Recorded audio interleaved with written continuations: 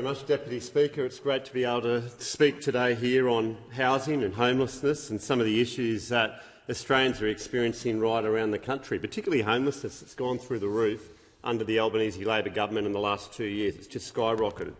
The Coalition will oppose this bill, and the reason why we will is we think that $5.5 billion can be better spent elsewhere. As the member for Barker just said very correctly, that this is bad policy and that this is policy on the run. And when you talk about the minister, I really think that she has no idea what she's doing in this portfolio. I mean, you speak about the house, she doesn't even know how it was going to be invested.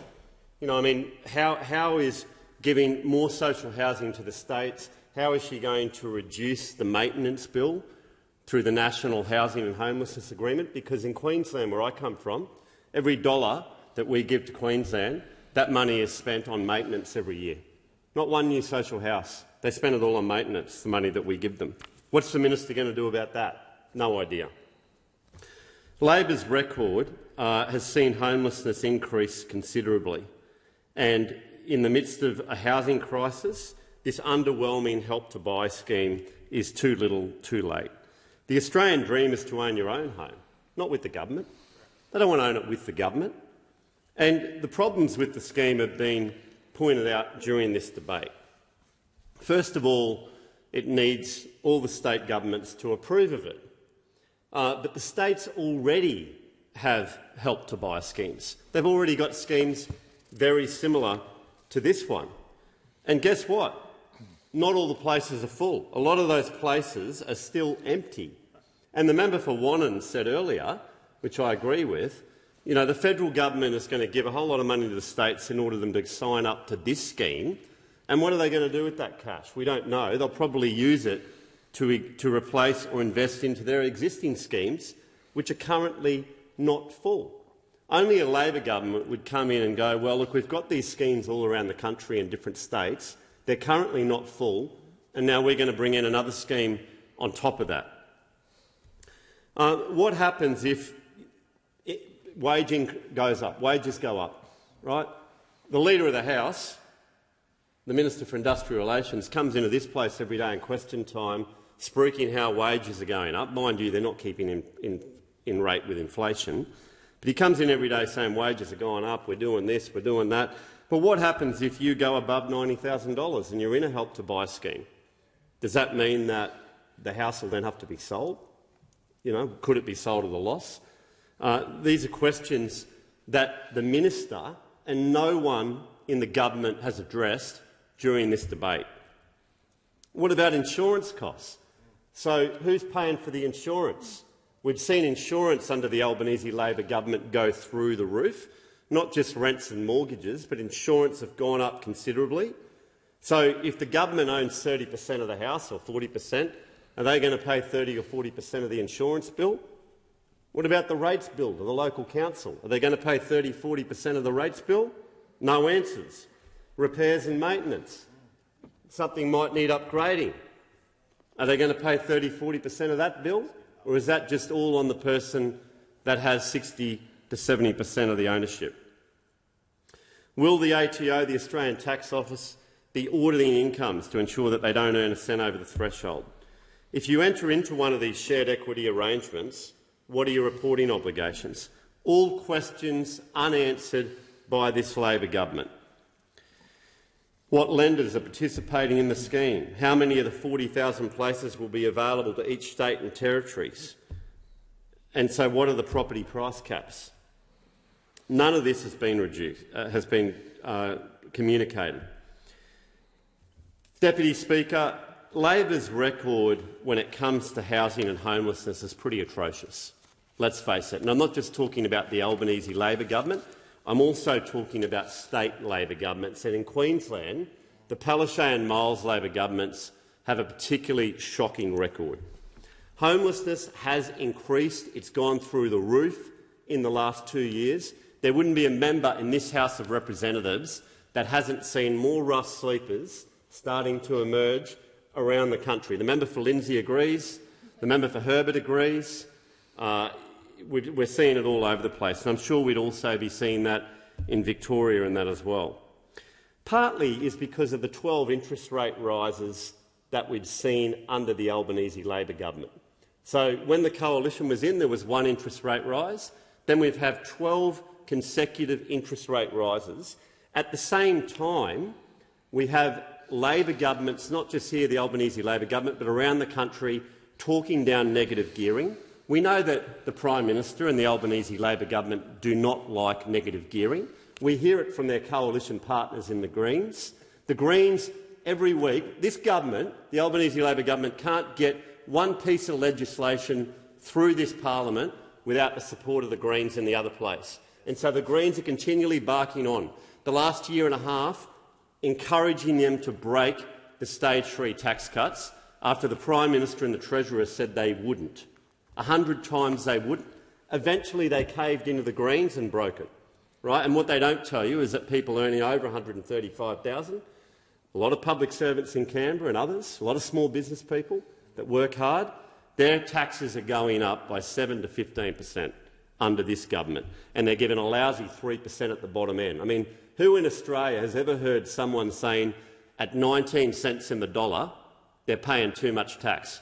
But this government's big idea was to reduce tax from 19 cents to 16 cents. That's the Prime Minister's big plan for stage 3 tax cuts. The truth is no one in this country would be getting this tax cut if it wasn't for the coalition government, and this is all very relevant because the cost of living is going through the roof and we're seeing more homeless people. Meanwhile, Labor out there spending $500 million on voice campaigns, right? But we know that in 2019 the Labor government took to the election that they were going to get rid of negative gearing. They were going to change it, and now their coalition partners in the Senate, the Greens, are asking them to do exactly the same thing. And guess what? For 90% of the housing in this country is owned by the private sector, and if you can't negatively gear it when interest rates are going through the roof, what does that mean for rents? I'll tell you what it means. It means that there will be more rent increases, because if you can't take a loss against your income when interest rates are going through the roof, rents will go up. And it will also mean, as this government talks down negative gearing and increases taxes on people earning over 135, the very mums and dads, the very people that are more likely to build an additional investment home, and that's exactly what we need at the moment, more stock. We've got 1.5 million migrants coming in under this government over the next few years, 3 times higher than what it was under the former coalition government when we were bringing in 160,000 a year. So they're bringing in all these people with nowhere to live. We've got homelessness going through the roof, and at the same time they're talking down negative gearing and putting up taxes on medium income earners that earn over 135,000. I mean, how are they incentivising people to build an investment property to help out in the middle of this housing crisis? It's not good, and the reality is that the minister has no idea. The coalition's record has been particularly good. In the last 3 years of the coalition government, we had 300,000 Australians purchasing homes. That's 100,000 a year. This scheme helps 10,000 people a year, 10% of what the former government was doing. NIFIC was a landmark coalition achievement that delivered $2.9 billion in low-cost loans to community housing, and we know that the state Labor government in Queensland hates community housing. They've done nothing for 10 years up there, Palaszczuk and Miles. Finally, now they're starting to look into it. And why did they hate it? Because Campbell Newman, the former Premier up there, liked it. Oh, we can't do anything that the coalition did up there, right? The coalition, federal government, helped 21,000 people into social and affordable housing in our term. 21,000 new social homes. So that would be more people, by the way. 21,000 social and affordable homes. And Labor has changed the name of NIFIC to Housing Australia to somehow take ownership of it. Well, guess what? It's a coalition policy. They've adopted it. Good on them for doing so. But at the end of the day, that's what's been working. Under the coalition, first home buyers reached their highest levels in 15 years. More than 60,000 people in Australia, first home buyers and single-parent families, predominantly women, were supported into home ownership through the Morrison government and through the coalition government through various home guarantee schemes. Now, they are still running today, and that's good, and we want to expand them further when we come back to government. The First Home Super Saver scheme, right, which some of the members that have been here a few terms voted against, assisted 27,600 first home buyers in accelerating their deposit through superannuation. Another good scheme of the coalition. Over 137,000 home builder applications were processed. That absolutely turbocharged supply, home builder. And that's what we need when you're bringing in 1.5 million migrants in the next few years, and when you're talking down negative gearing and pushing up interest rates like this government has done, and we've seen homelessness go through the roof. When we talk about homelessness, this is the record of the coalition, by the way. How we get the figures for homelessness is done through the census every 5 years. The last census was done in 2021. Before that, it was 2016.